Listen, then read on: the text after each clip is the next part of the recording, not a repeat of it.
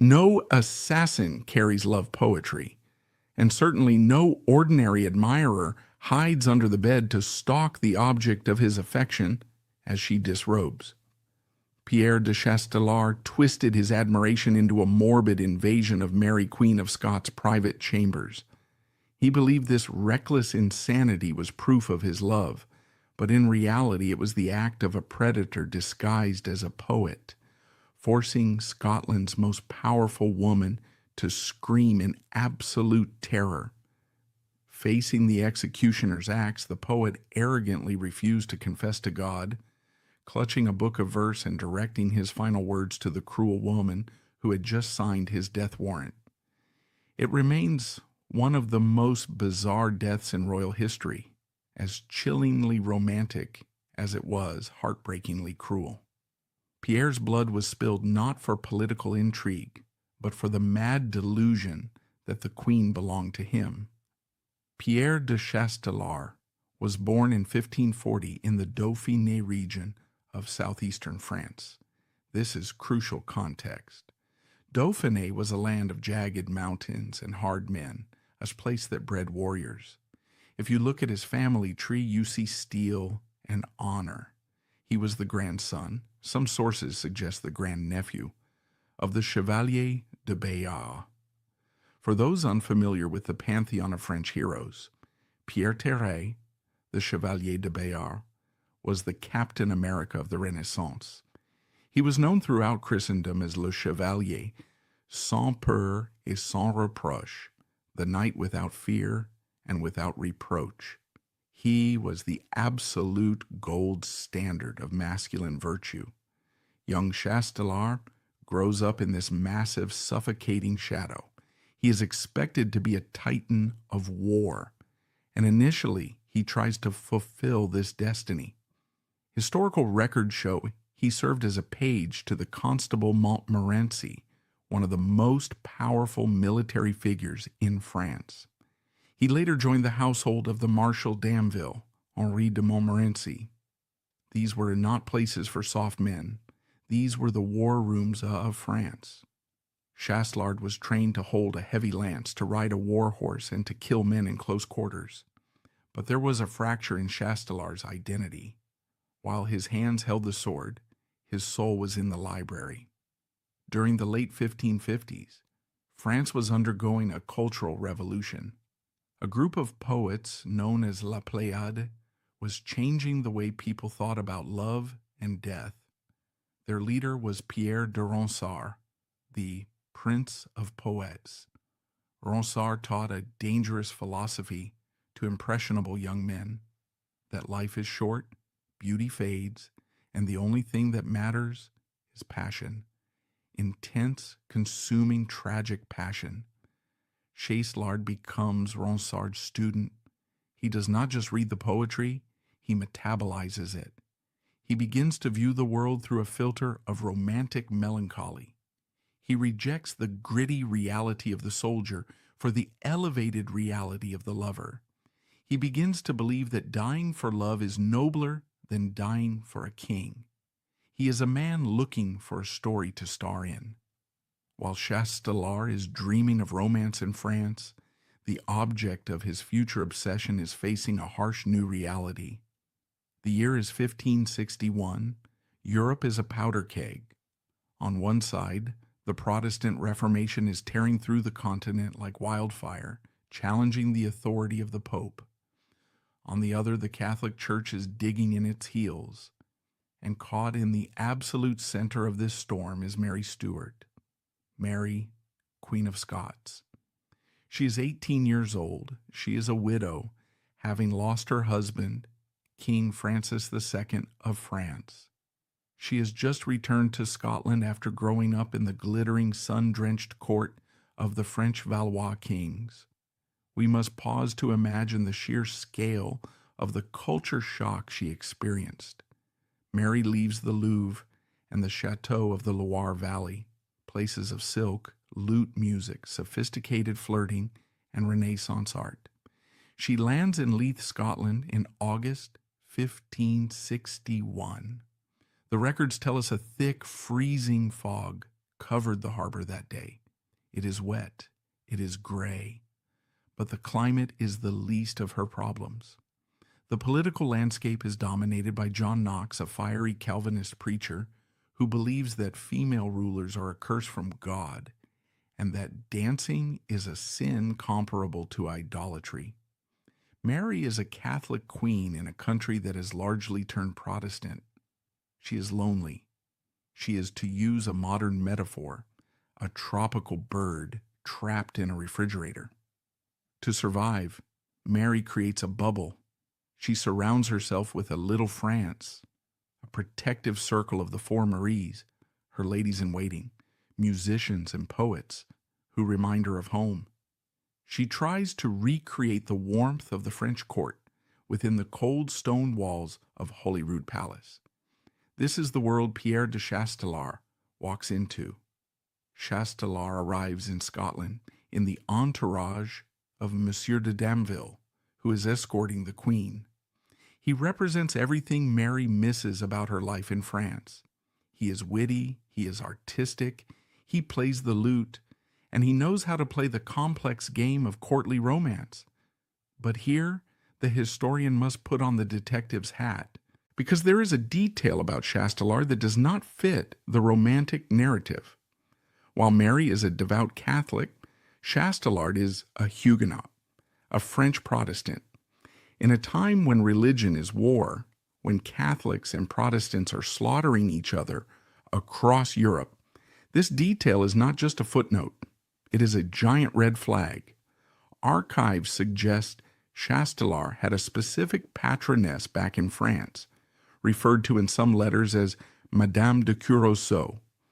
While this sounds like a generic title, historical analysis suggests it was likely a code name or a reference to Charlotte de Laval. Who was she?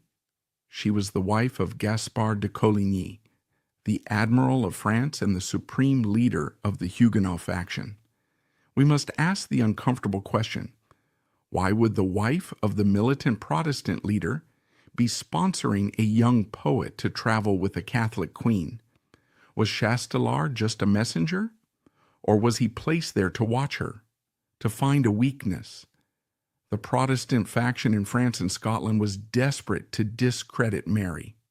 They couldn't defeat her army easily, but they could defeat her character. If Mary could be painted as immoral, loose, or scandalous, her claim to the English throne, which threatened Queen Elizabeth I, would be weakened. Did Chastelard start as a spy and end as a fanatic? This is the first loose thread in the tapestry of the mad lover. When the French entourage prepares to return home, Chastelard makes a fateful decision. He stays. Or rather, he returns to Scotland after a brief trip to France, drawn back like a moth to a flame. Upon his return, a dangerous dynamic begins to form between the Queen and the poet. Mary is playing a game called courtly love. It is a medieval tradition, a safety valve for the aristocracy. In this game, a man writes a poem saying, "I am dying of desire for you." And the woman smiles and says, "That's a lovely rhyme." It is a barrier. It is a way of being intimate without being physical. It is intellectual flirting. Chastelard, however, does not understand the rules, or perhaps he chooses to ignore them. He views the poem not as a metaphor, but as a contract. Psychiatrists today might diagnose Chastelard with erotomania, also known as de Clerambault's syndrome. This is a specific delusion where a person believes a high-status individual is secretly in love with them, but cannot express it due to social constraints. Every smile Mary gives him, he interprets as a secret signal. Every polite thank you for a sonnet, he interprets as a confession of undying love. Two specific events in 1562 act as gasoline on this fire. First, the horse. Mary was a generous monarch. She gave gifts to her courtiers to buy loyalty. She gifted Chastelard a gelding. But to Chastelard's fevered mind, this wasn't just a horse. This animal had been given to Mary by her half-brother, Lord Robert Stuart. To Chastelard, receiving a personal gift from the Queen's own private stable was like receiving a wedding ring. He paraded around the Royal Mile in Edinburgh on this horse, believing he was the Queen's acknowledged favorite. Second, the dance, specifically the La Volta. Most dances of the 16th century were formal, lots of bowing, slight hand-holding, very rigid. The La Volta was different. It was the dirty dancing of the Renaissance. It was scandalous. It involved the man placing his hand firmly on the woman's corset busk, right on the torso, and using his thigh to hoist her into the air as they spun. Mary loved this dance. It was athletic and reminded her of France. She often chose Chastelard as her partner because he was French and he actually knew the steps, unlike the stiff Scottish lords. Imagine the psychology here. You are obsessed with a woman. You believe she loves you. And now publicly, in front of the whole court, you are holding her waist, feeling the warmth of her body, lifting her into the air while the music swells. For Mary, it was exercise. For Chastelard, it was a promise. He wrote her poems, not just polite verses, but steamy, desperate, blood and guts poetry. And Mary, bored in rainy Scotland and starving for intellectual stimulation, wrote back. She engaged in a poetic duel, matching his rhymes. She was having fun. She didn't realize she was feeding a starving wolf. As the winter of 1562 turned into the spring of 1563, the game was about to end. The poet was done with metaphors. He was ready to act. We leave the ballroom, where the air is thick with lute music and dangerous flirtation, and move into the shadows. Chastelard has mistaken the Queen's indulgence for a promise, and the game of courtly love is about to collide with the cold, hard reality of treason. The poet believes he is living in a romance novel, but he is about to step into a political thriller. As the candles are extinguished in Holyrood Palace, the metaphor ends and the violation begins. The tragedy of Pierre de Chastelard is not that he wasn't warned. It is that he was warned, caught, and spared, and he interpreted this mercy as an invitation. To understand the sequence of events that destroyed him, we must look at the layout of a 16th century royal palace. Holyrood House in Edinburgh was not a modern home with private locks on every door. It was a semi-public stage. The Queen's chambers were the Holy of Holies, protected by a series of antechambers, guards, and ladies-in-waiting. Access was power. On the night of February 12, 1563, the machinery of the court was winding down. The grooms of the chamber were performing their nightly ritual. They were sweeping the rooms, checking the heavy velvet drapes that covered the drafty windows, and ensuring the candles were extinguished. It was during this routine sweep that they found him. Hiding in the Queen's bedchamber, sources vary on whether he was under the bed or concealed within a wardrobe, was Chastelard. He was not there to recite poetry. He was armed with a sword and a dagger. When the guards dragged him out, the panic was immediate. But it was a silent panic. The Queen was not yet in the room. The grooms, loyal to Mary, faced a dilemma. If they raised the alarm, the whole castle would wake up. The scandal would be instantaneous. A man was found in the Queen's bedroom. In the hypercharged political atmosphere of 1563, facts didn't matter. Perception did. They informed the Queen quietly. Mary's reaction was a mixture of fury and naivety. She was 20 years old. She had grown up in France where courtly games were common. She perhaps thought this was a prank gone wrong or a moment of madness that could be hushed up. She did not want to feed the gossip mills of John Knox. So she made a decision that would haunt her She did not arrest him. She did not execute him. She scolded him. Mary ordered Chastelard to leave the court and quit Scotland immediately. It was a banishment. In her mind, she was being a benevolent ruler, sparing a foolish young man from the executioner's block.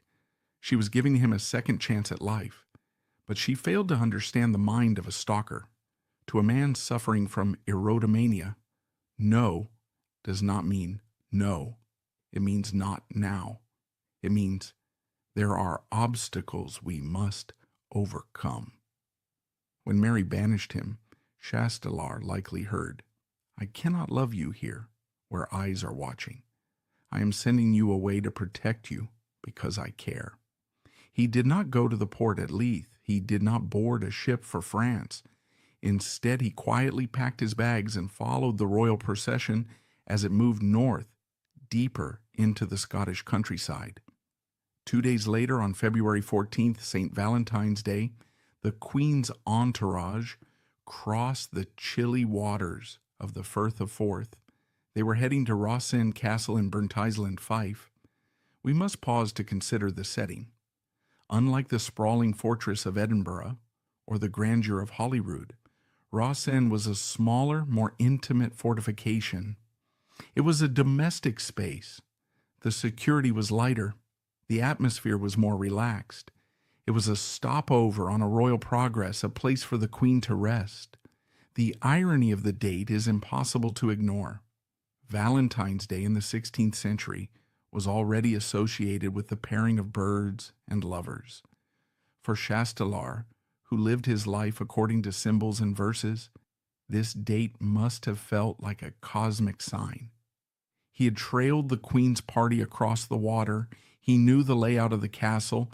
He knew that in a smaller house, the strict separation between the public court and the private monarch would be thinner. That night, Mary retired to her chamber early. She was tired from the journey. She was attended by her ladies-in-waiting, likely Mary Seton and Mary Fleming.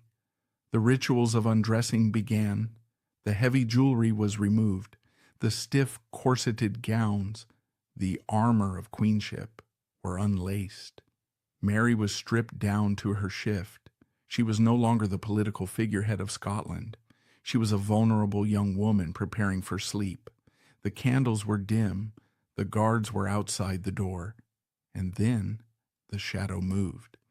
Chastelard burst out from his hiding place.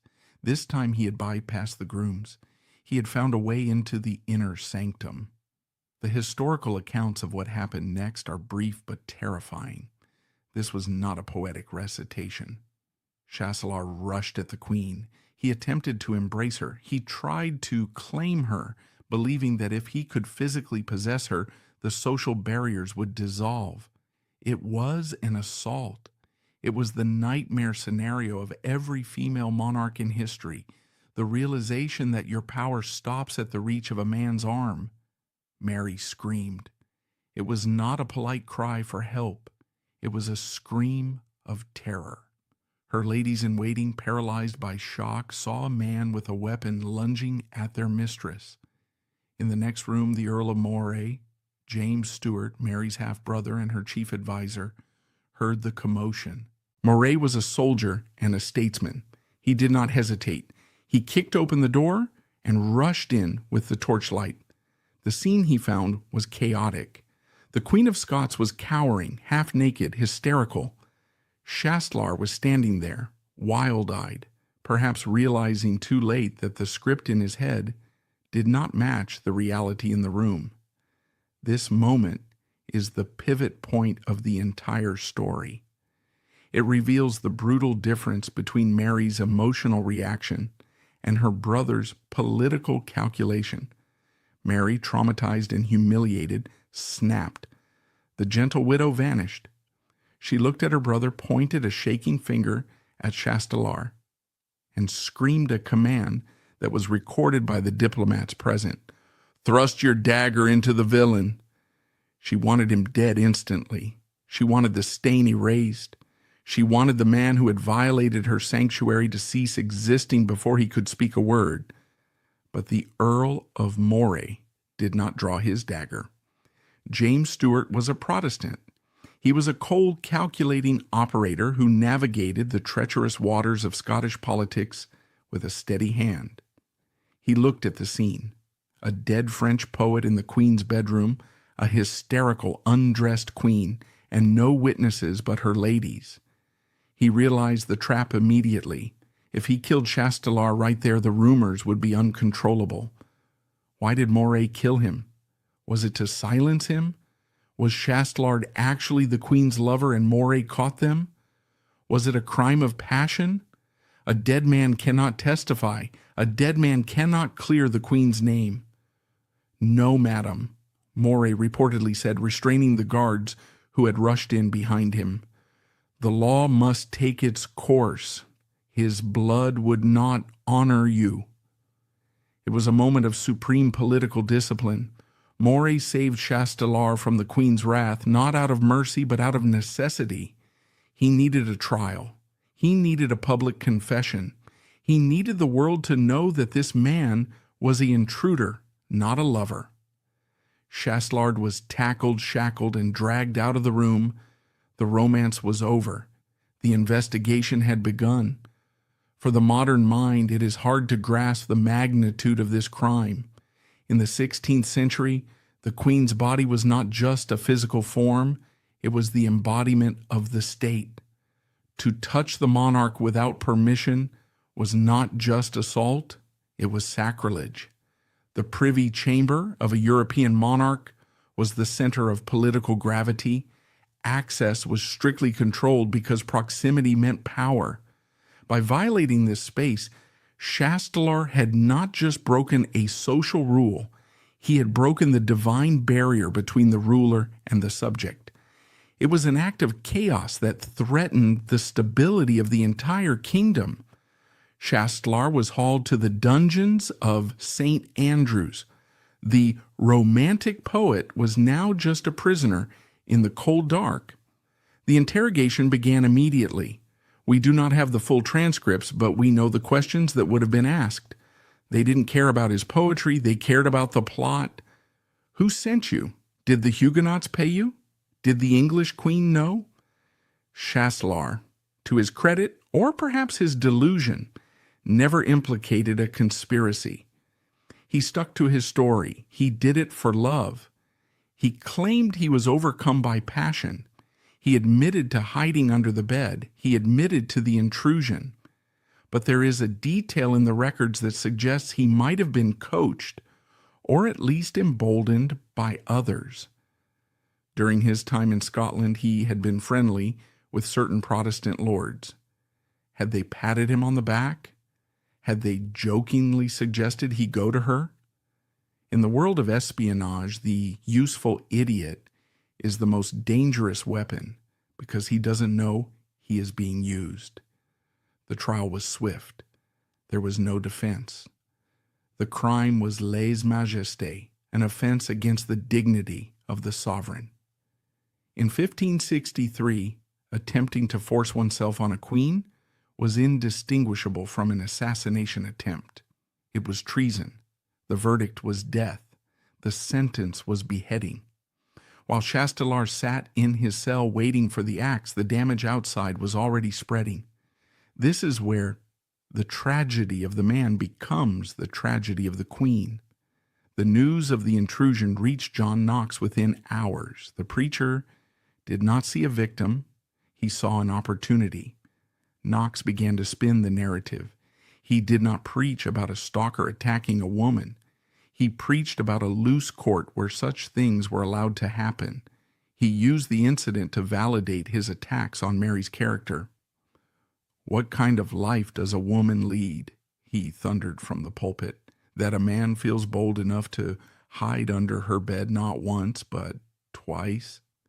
He argued that Mary's behavior, her dancing, her French manners, her frivolity, had invited the attack.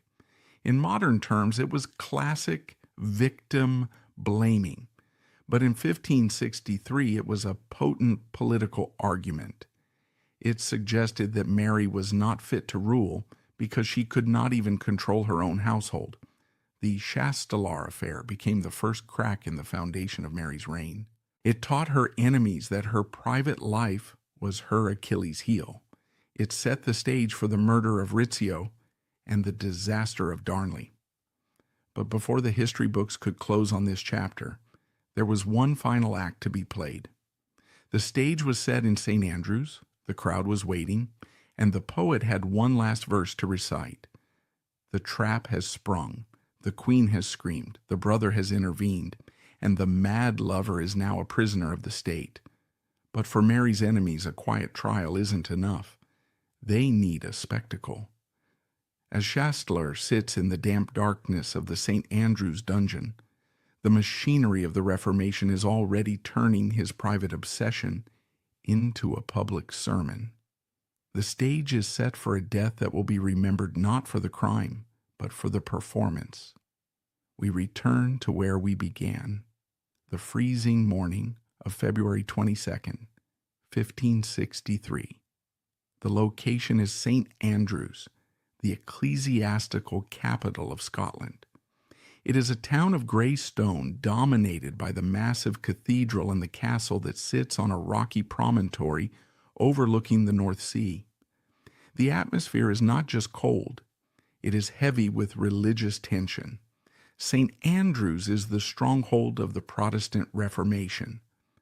The people gathering in the marketplace are not the sophisticated courtiers of Holyrood. They are merchants, fishermen, and the pious followers of John Knox. They have come to see justice done to a foreigner, a French popinjay, who dared to defile their queen. Chastelard is brought out from the castle dungeon. He has spent 8 days in darkness, 8 days to think about the woman who ordered his death, 8 days to realize that his life is ending at 23. But as he emerges into the light, something is different. Most prisoners in this era are broken by the time they reach the scaffold. They are dragged, weeping, or they are catatonic with fear. Chastelard walks. He is composed. He is dressed with meticulous care. He wears velvet, the fabric of nobility, a final assertion of his status. He is not walking to his death. He is walking to his apotheosis. The most shocking moment of the day occurs before the axe is even lifted. A priest approaches him. In the 16th century, the presence of a confessor is non-negotiable. It is the final act of mercy. You confess your sins, you receive absolution, and you die with a clean soul. Chastelard waves him away. The crowd gasps. To refuse a priest is to embrace damnation. It is an act of spiritual suicide. But Chastelard is making a statement. He is declaring that his religion is not Catholicism nor Protestantism. His religion is love. He does not ask for a Bible. Instead, he pulls a small leather-bound book from his doublet. It is Les Hymnes by Pierre de Chastelard. He begins to read. He does not read a prayer. He reads a poem titled Hymn to Death, Hymne de la Mort. Ronsard wrote that death is not an end, but a release from the prison of the body. It is a return to the elements. Chastelard recites the lines with a steady voice, turning the scaffold into a stage. He looks toward the windows of the royal residence. The queen is not there. She has secluded herself, reportedly weeping, but he plays to the invisible audience. His final words are not directed to God. They are directed to Mary. He shouts, his voice carrying over the wind, Adieu, toi si belle et si cruelle, qui me tue et que je ne puis cesser d'aimer. Farewell, you who are so beautiful and so cruel, who kill me and whom I cannot cease to love. He kneels. He places his head on the block. He does not struggle. The executioner raises the axe. In one strike, the poet is silenced. But the story does not end with the fall of the blade. In fact, the real damage is just beginning. The moment Chastelard's head fell into the basket, the political machine of John Knox roared to life. Knox, the fiery leader of the Scottish Reformation, did not see a tragedy. He saw a weapon. He needed to destroy Mary's moral authority to ensure the triumph of Protestantism. Chastelard was the perfect ammunition. Knox argued a simple, brutal logic. Innocent women do not attract men into their bedrooms. He ignored the fact that Mary had resisted. He ignored the fact that she had screamed for help. He ignored the fact that she had ordered the execution. To Knox, the very fact that Chastelard existed was proof of Mary's guilt. He preached that Mary's French habits, her dancing, her music, her frivolity, were essentially foreplay. He claimed that she had allured Chastelard. He twisted the narrative so that the stalker became the victim of a siren, and the queen became the predator. This was the birth of the Whore of Babylon myth that would dog Mary for the rest of her life.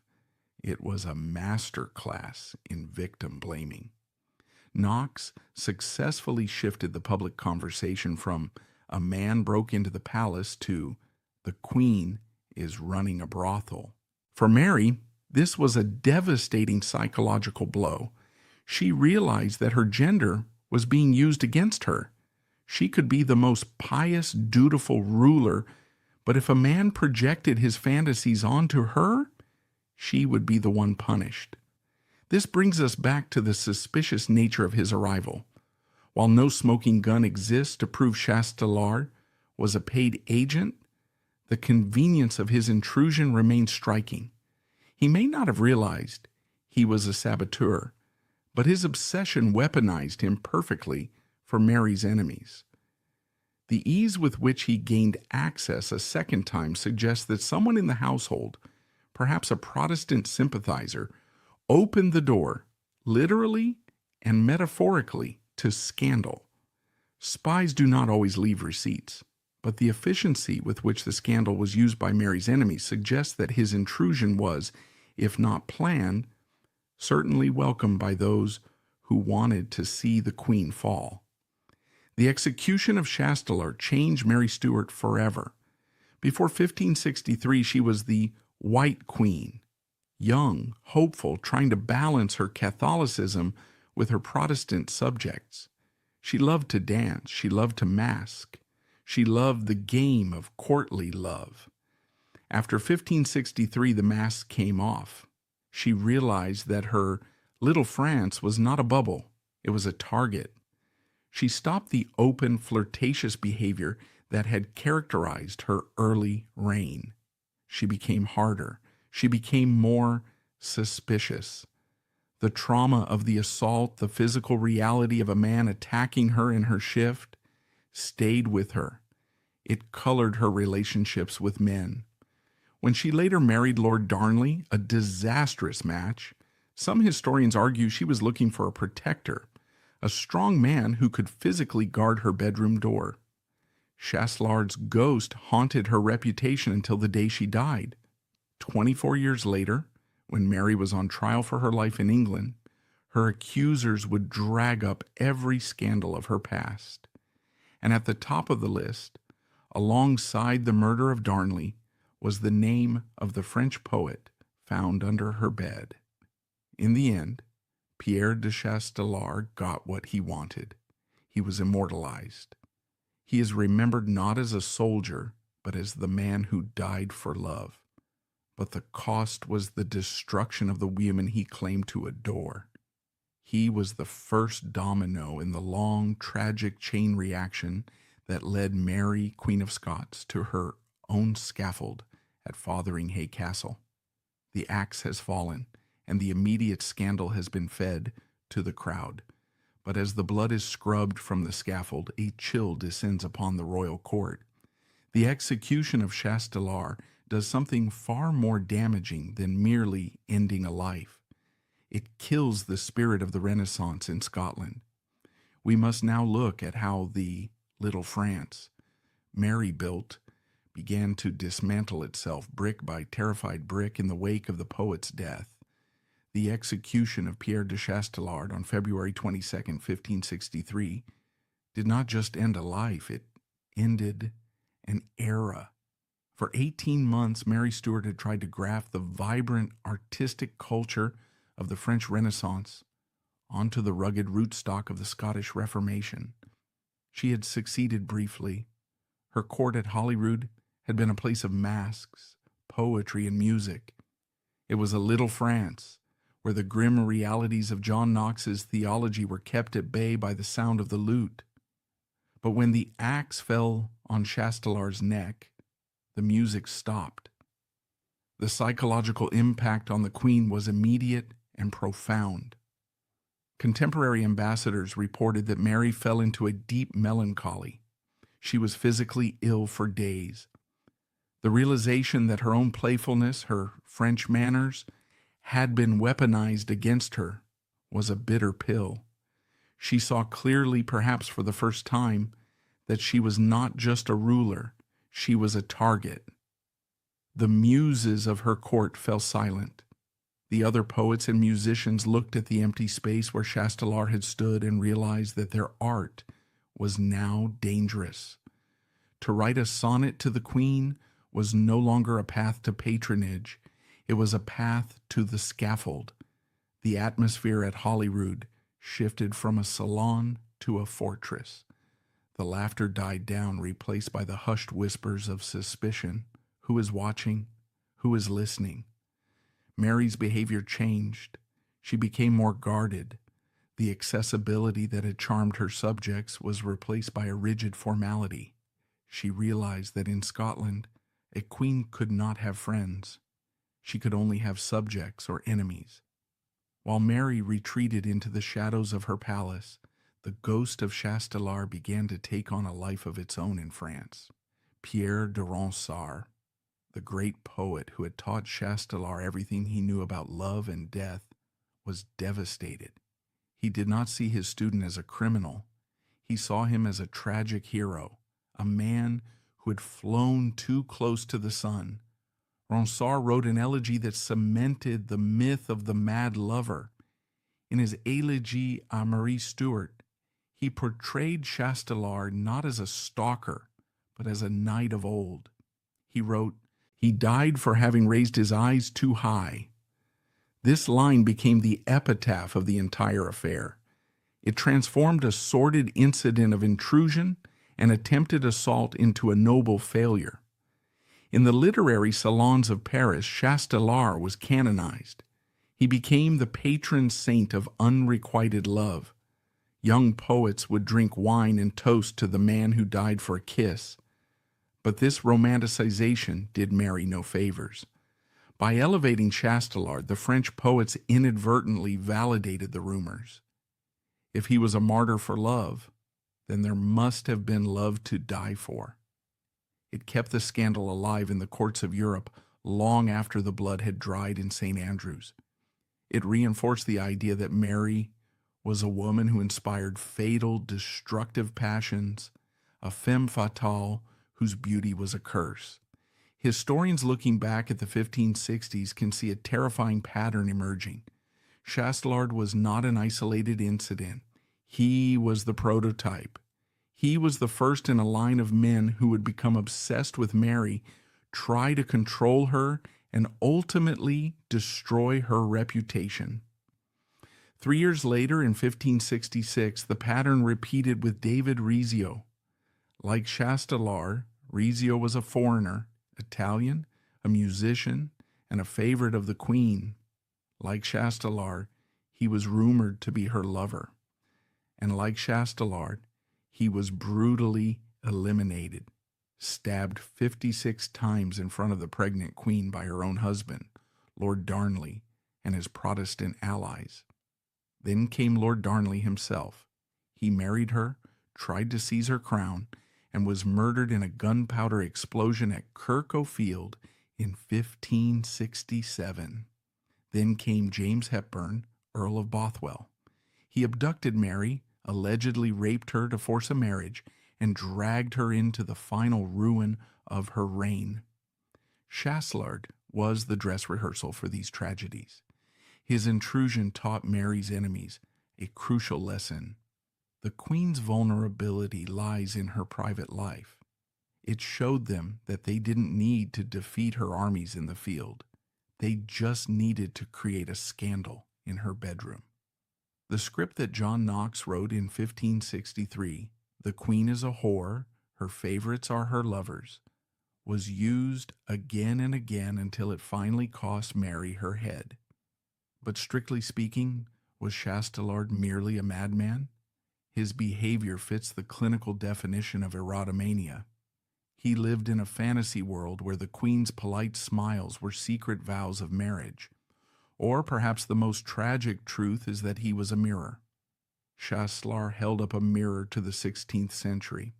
He showed us the clash between the medieval ideal of courtly love, where a knight serves his lady with pure devotion, and the brutal reality of Renaissance politics, where a queen is a strategic asset, not a woman.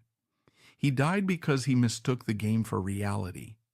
He thought he was in a poem by Ronsard, but he was actually in a sermon by John Knox. While Mary's court retreats into fearful silence, the shock waves of the affair are moving far beyond the stone walls of Holyrood. A scandal in the 16th century is like a virus. It respects no borders. To fully grasp the catastrophe of this romantic intrusion, we must zoom out from the personal tragedy of the Queen to the grand chessboard of Europe. The real damage wasn't done in a bedroom in Fife, but in the diplomatic dispatch boxes arriving in London and Madrid. When the axe severed Pierre de Chastelard's head in St. Andrews, the blood did not just stain the wooden scaffold. It splattered across the diplomatic maps of Europe. In the 16th century, news traveled at the speed of a horse, but scandal traveled at the speed of light. The execution of a French nobleman in a Scottish market square was not a local news story. It was an international incident. To fully understand the catastrophe of the Chastelard affair, we must leave the cold winds of Scotland and travel to the whispering galleries of London, Paris, and Madrid. We must open the dispatch boxes of the ambassadors, the spies in velvet, who were watching Mary's every move. What we find there is that Chastelard's death was not just a tragedy of love, it was the event that likely cost Mary the crown of 3 kingdoms. Our most vital witness to the aftermath is not a Scot, but an Englishman, Thomas Randolph. Randolph was Queen Elizabeth I's ambassador to Scotland. In reality, he was her spy master. His job was to charm Mary, drink with her lords, and report every weakness back to William Cecil in London. Randolph's letters from February and March 1563 are fascinating. He does not write about the romance. He writes about the political opportunity. On the very day of the execution, he penned a report that was cold, clinical, and devastating. He described the execution not as justice, but as a symptom of a diseased court. He wrote to Cecil, "The Queen is sad, but I know not for whom, whether for the man who died or for the shame that lives." Randolph skillfully leveraged this contrast to his advantage.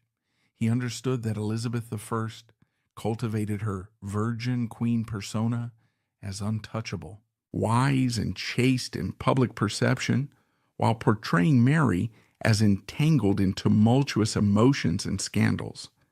He reported the details of the La Volta dance. He reported the familiarity Mary had shown the poet. These letters were read in the English court, confirming the English prejudices against Mary. They solidified the view that Mary Stuart was too French, a code word for morally loose, to ever be trusted with the English succession. Randolph effectively used Chastelard's corpse to build a wall between Mary and the English throne. But the damage in London was nothing compared to the disaster in Madrid. In 1563, Mary was the most eligible widow in Europe. The great game of the era was to marry her off to a superpower. The leading candidate was Don Carlos, the son of Philip II of Spain. This match would have been a game changer. A union between Scotland and the Spanish Empire would have created a Catholic superpower that could have crushed Protestant England. Philip II was seriously considering it. Negotiations were secret, delicate, and advanced. Then came the news of Chastelard. The Spanish court was the most rigid, formal, and conservative in Europe. The etiquette there was so strict that touching the Queen of Spain was punishable by death. When the Spanish ambassador in London heard the rumors that a man had been found twice in Mary's bedroom and that she had danced the lascivious La Volta with him, he was horrified. Philip II was a man who valued dignity above all else. He reportedly read the dispatches and cooled immediately on the idea. He could not have his son marry a woman who was the subject of such sordid gossip. The Spanish marriage evaporated. Historians often overlook this, but Chastelard's intrusion likely changed the map of the world. If Mary had married Don Carlos, the Spanish Armada might have launched from Leith instead of Lisbon. There might have been no Protestant England. Chastelard, in his madness, saved Elizabeth I from her most dangerous geopolitical threat. One would expect the French court to be furious. A French subject, a nobleman with connections to the Bayard family, had been beheaded in Scotland without a trial by his peers. Normally, this would be a cause for war, or at least a severe diplomatic protest. Instead, silence. To understand why, we must look at the woman sitting on the throne of France, Catherine de' Medici. Catherine was the Queen Mother of France. She was Mary's mother-in-law, and she hated Mary with a passion that was almost biological.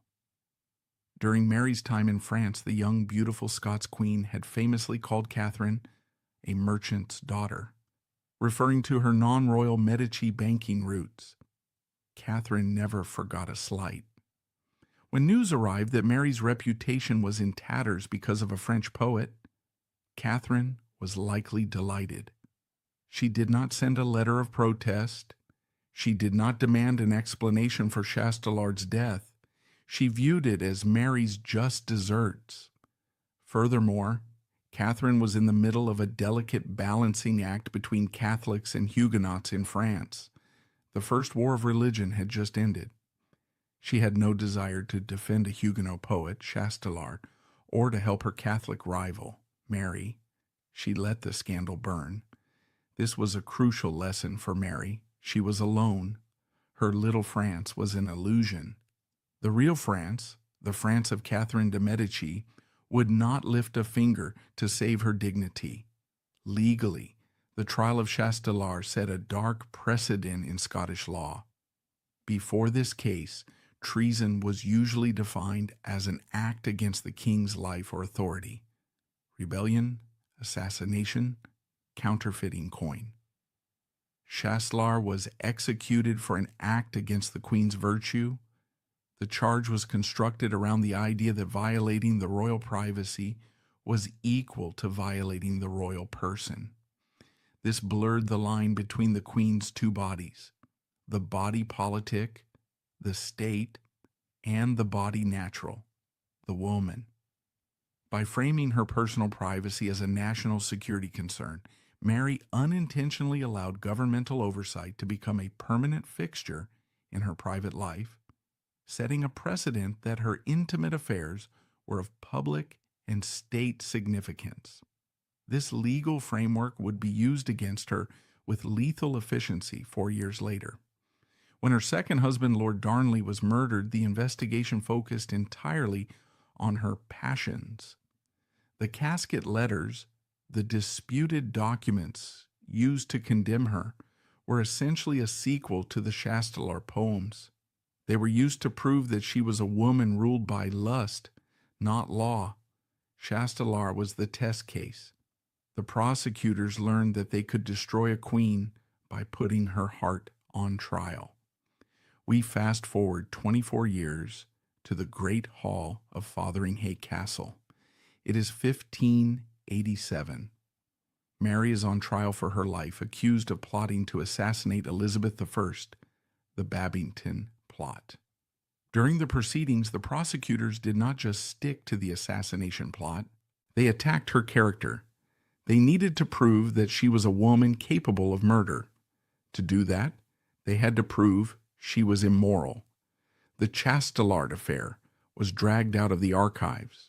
Sir Francis Walsingham, Elizabeth's new spy master, used the old rumors. He painted a picture of a woman who had been scandalous from her youth. The name Chastelard was whispered alongside Rizzio and Bothwell as proof of a pattern of depravity. Even in her final days, Mary could not escape the shadow of the man who had hidden under her bed. The glitch in the matrix of 1563 had become a permanent stain on her record. When Mary walked to her own execution, wearing crimson, the Catholic color of martyrdom, she was trying to rewrite the story one last time. She was trying to die as a queen, not as the whore of Babylon that John Knox and Thomas Randolph had created out of the Chastelard scandal. But as the axe fell on her neck, the history books were already written. The poet had written the first chapter of her tragedy, and the politicians had written the rest. Yet, one nagging question remains buried in the archives. In the inventory of Mary's possessions, taken years later, there is a mention of a small book of poems by Ronsard. It was well worn. It was kept in her private cabinet. Was this the book Chastelard held on the scaffold? Did she keep it? If she did, it changes the story yet again. It suggests that despite the terror, despite the ruin he brought upon her, Mary Stuart could not entirely hate the man who died for her. It suggests that in the cold, hard world of 16th century politics, she held on to a fragment of the romance that destroyed her. It is the final paradox. The man who ruined her reputation was perhaps the only man who truly loved her. Not for her crown, not for her alliance, but for herself. And for that crime, he had to die. We have seen how the politicians weaponized the scandal to redraw the map of Europe. But to understand the root of this madness, we have to stop looking at the treaties and start looking at the texts. This was a tragedy scripted in ink before it was written in blood. We need to open the black box of this disaster, the poems themselves, to see if they reveal a man who was driven by madness or a queen who was guilty of a fatal literary mistake. In modern criminal investigations, detectives look for digital footprints, texts, emails, GPS data. In the 16th century, the soul left a different kind of trail, ink. To understand the Chastelard affair fully, we cannot just look at the political fallout or the physical movements of the court. We must look at the words. This was, after all, a tragedy scripted by poets. Both the victim and the accused were writers. They communicated in sonnets, relied on metaphors, and lived their lives according to the strict, often fatal, rules of Renaissance literature. If we treat the poems of 1562 to 1563 as evidence, as the black box of this disaster, what do they reveal? Do they show a queen flirting with danger or a man descending into madness?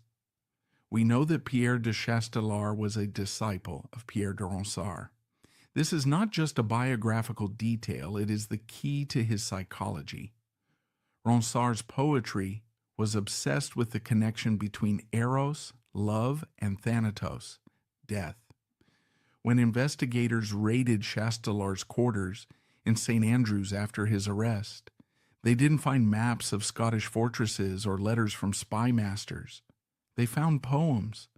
The surviving fragments and the descriptions of his work give us a terrifying glimpse into his mind. These were not the polite formulaic verses of a courtier complimenting a queen's beauty. They were raw. They were violent. One reported sonnet speaks of a love that burns the veins and turns the blood to ash. Another uses the metaphor of a moth drawn to a candle, a cliche now, but in the 16th century, a powerful image of self-destruction. Chastelard wrote about the pleasure of dying for a mistress. He didn't want a happy ending.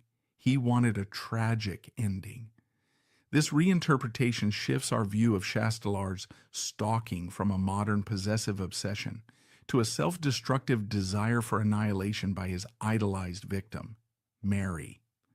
Unlike contemporary stalkers seeking control or intimacy, his bedroom intrusion appears less about physical conquest and more about orchestrating a dramatic finale in his personal narrative, a scripted tragedy where he casts himself as the doomed lover and compels Mary to embody the archetypal cruel mistress, ultimately decreeing his execution to fulfill the poetic climax he envisioned.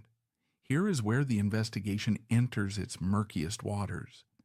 Did Mary, Queen of Scots, encourage him? John Knox and the English spies claimed she did. They pointed to the literary exchanges. It is a historical fact that Mary was a poet. She wrote in French, her mother tongue. She enjoyed the intellectual challenge of beaux rimes, rhymed bouts, a game where one person provides the rhymes and the other must construct a poem around them. Critics argue that by engaging in this game with Chastelard, Mary lowered the drawbridge. She allowed a subject to speak to her as an equal within the confines of the poem.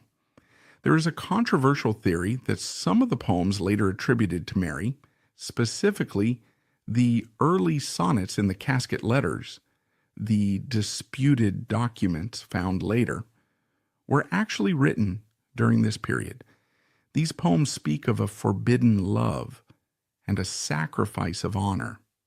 If Mary wrote lines like, "For him I would leave my honor and my conscience" in 1562, she was handing Chastelard a loaded gun. However, defenders of the Queen argue that this is a misreading of Renaissance culture. In the 1560s, queens were expected to be the center of literary circles. Elizabeth I of England also received passionate, borderline erotic poems from her courtiers, most notably Sir Walter Raleigh and Robert Dudley. The difference was that Elizabeth's courtiers knew it was a metaphor. Chastelard, the fanatic, thought it was literal. This disconnect is not without parallel in history. Consider the English court of Henry VIII, just a generation prior. Sir Thomas Wyatt, a poet and courtier, wrote dangerous verses about Anne Boleyn, referring to her as Caesar's property. Wyatt narrowly escaped the scaffold because he knew when to stop playing the game. Chastelard did not. Mary's crime in this light was not promiscuity. It was a failure of literary criticism. She didn't realize that her partner was reading a different genre.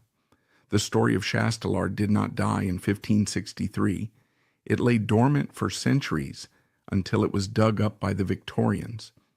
In 1865, Algernon Charles Swinburne published his verse drama Chastelard.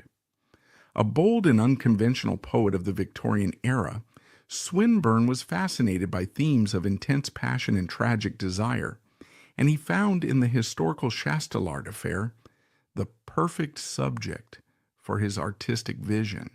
Swinburne's play is important because it defined how the English-speaking world saw Mary for the next 100 years. In his version, Chastelard is the hero, and Mary is a cold, heartless femme fatale who enjoys watching men die for her.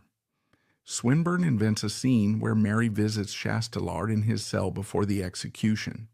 It never happened, but it feels emotionally true to the myth. In the play, Mary is shown as a woman who loves the idea of love but is incapable of human feeling. This fictional version of Mary, the Siren of the North, bled into the history books. It reinforced the stereotype that female rulers were inherently manipulative. When we watch movies or TV shows today, like the recent series Reign, We are often watching Swinburne's Mary, not the historical Mary. We are watching a character created by a 19th century poet to satisfy a Victorian fantasy about dangerous women. If the Victorians made it a tragedy, Hollywood made it a soap opera. In almost every film adaptation of Mary's life, Chastelard appears, but he is almost always cleaned up. He is portrayed as a handsome, misunderstood romantic lead. The films usually cut the most disturbing part of the story, the second intrusion at Ross End Castle. Why? Because showing a man hiding under a woman's bed and attacking her while she is undressing is not romantic. It is terrifying. It makes the audience uncomfortable. It makes Chastelard a villain. By softening the edges of the story, pop culture has done a disservice to the reality of Mary's trauma. The films show her weeping for him. In reality, the records show she screamed for her brother to stab him. The screenwriters want a Romeo and Juliet story. History gives us a Cape Fear story. This distortion matters. It minimizes the danger Mary was in. It supports the tragic romance narrative that obscures the political assassination attempt that was hiding behind the poetry. There is one final mystery to examine in this literary autopsy. Where is the body? Pierre de Chastelard was beheaded in St. Andrews. Usually the bodies of traitors were quartered and displayed on the city gates as a warning. The heads were spiked on the toll booth in Edinburgh. But there is no record of Chastelard's head being spiked. There is no record of his quarters being sent to the four corners of the kingdom. Some sources suggest he was buried in the precincts of St. Andrew's Cathedral, in unconsecrated ground. Others suggest his body was quietly shipped back to France by his grieving family. This absence of a grave contributed to his ghost status. Because there was no physical monument, he became a creature of pure story. He became a legend. For Mary, this was the worst possible outcome. A grave is a finite thing. You can walk past it and say, he is there. A legend is infinite.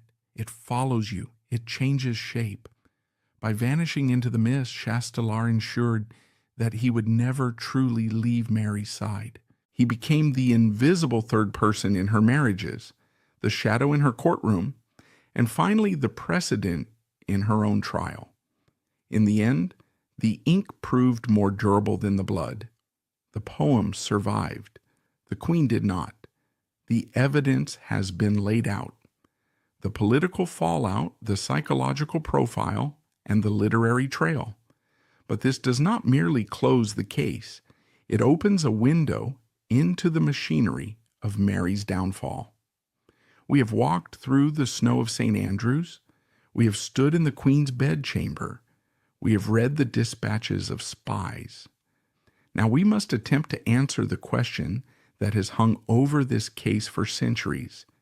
Did the ghost of this poet actually kill the Queen?